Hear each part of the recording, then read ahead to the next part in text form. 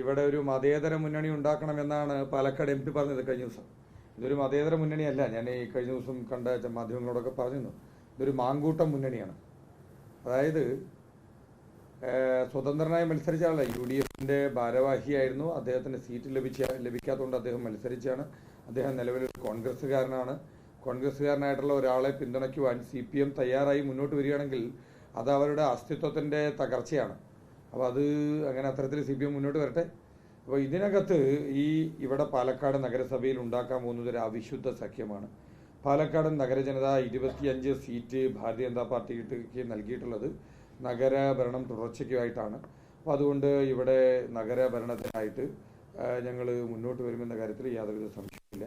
പിന്നെ ഇത്തരത്തിലൊരു അവിശുദ്ധ സഖ്യവുമായിട്ട് ഈ പാലക്കാട്ടെ കോൺഗ്രസും CPMഉം മുന്നോട്ട് പോവുകയാണെങ്കിൽ പാലക്കാട് ജനത ഇതെല്ലാം കാണാനായിട്ട് തയ്യാറായിട്ടുണ്ട്. പിന്നെ 2, ഇവിടെ ഞാൻ നേരത്തെ പറഞ്ഞതൊരു മാങ്കൂട്ടം മുന്നണിയാണെന്നുള്ളത്. ഇവിടെ പാലക്കാട് MLA പ്രചരണത്തിന് ഇറങ്ങിയ സ്ഥലത്തെല്ലാം എന്താണ് UDFന് സംഭവിച്ചതെന്ന് നിങ്ങളൊന്ന് പരിശോധിച്ച് നോക്കിയാൽ മതി.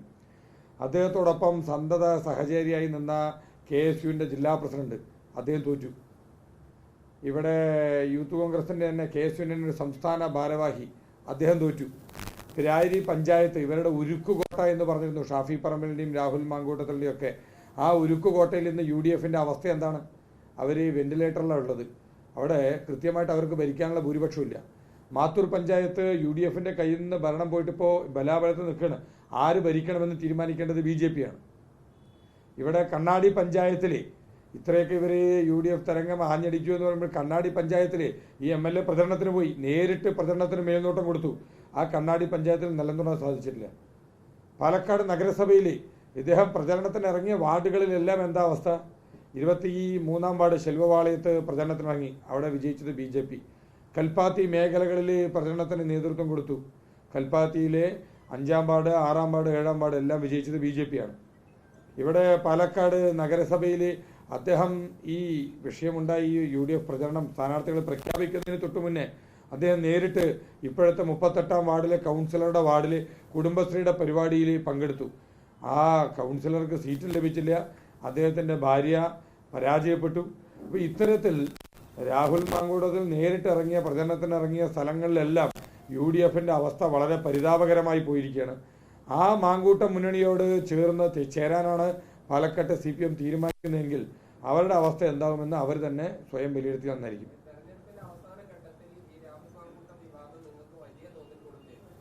അല്ല, അത് വിവാദം തെരഞ്ഞെടുപ്പിൻ്റെ അവസാന ഘട്ടമാണോ ഇല്ലെന്നല്ല. അദ്ദേഹവുമായി ബന്ധപ്പെട്ട് പുറത്തു വന്നിട്ടുള്ള പരാതികൾ, അദ്ദേഹത്തിൻ്റെ ഈ വിഷയവുമായി ബന്ധപ്പെട്ട് വന്നിട്ടുള്ള ശബ്ദ സന്ദേശങ്ങൾ, ഇതൊക്കെ നിരവധി ദിവസങ്ങളിൽ ഞങ്ങൾ ചർച്ച ചെയ്തിട്ടുള്ളതാണ് മാധ്യമങ്ങളിൽ ഉൾപ്പെടെ. അതിനെക്കുറിച്ച് ഞാൻ കൂടുതൽ വിശദീകരിക്കാൻ നിൽക്കുന്നില്ല. ആ വിഷയത്തിലെ ജനങ്ങൾക്ക് ശക്തമായ പ്രതികരണമുണ്ട്.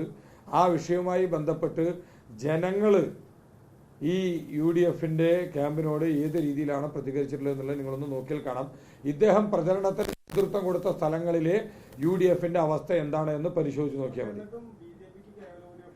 അല്ല, BJPക്ക് ഇതിനകത്ത് ഞാൻ പറഞ്ഞു, ഞങ്ങൾ 4-5 വാർഡുകളിൽ നിങ്ങൾ വാർഡ് ഫലങ്ങളെടുത്ത് പരിശോധിച്ച് നോക്കിയാൽ കാണാം ശക്തമായ ക്രോസ് വോട്ടിംഗ് തെരഞ്ഞെടുപ്പിന് മുൻപ് ഉണ്ടായിട്ടുണ്ട് എന്നുള്ള കാര്യം പരിശോധിച്ച് നോക്കിയാൽ കാണാൻ സാധിക്കും.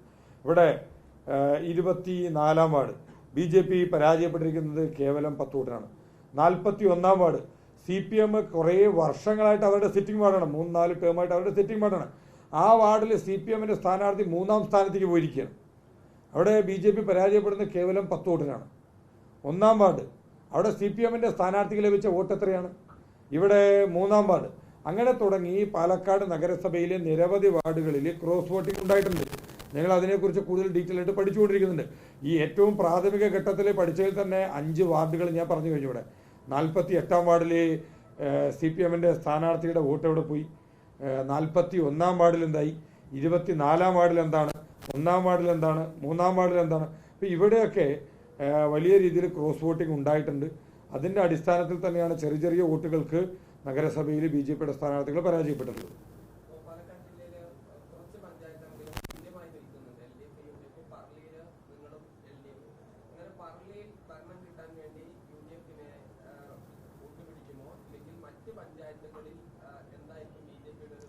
അല്ല, BJP ഞാൻ നേരത്തെ സൂചിപ്പിച്ചു, നിരവധി പഞ്ചായത്തുകളിൽ ഇപ്പോൾ അയിലൂർ പഞ്ചായത്ത്, മുതലമട പഞ്ചായത്ത്, കൊടുവായൂർ പഞ്ചായത്ത്, മാത്തൂർ പഞ്ചായത്ത്, മണ്ണൂർ പഞ്ചായത്ത്, കരിമ്പ പഞ്ചായത്ത്, നിരവധിയായ പഞ്ചായത്തുകൾ, ഈ പറഞ്ഞത് കൂടാതെ നിരവധി പഞ്ചായത്തുകളുണ്ട്. ഇത്രയും പഞ്ചായത്തുകളിൽ BJPയുടെ തീരുമാനം വളരെ നിർണായകമാണ്. അത് ഒരു പഞ്ചായത്ത് തലത്തിൽ എടുക്കുന്ന തീരുമാനമല്ല.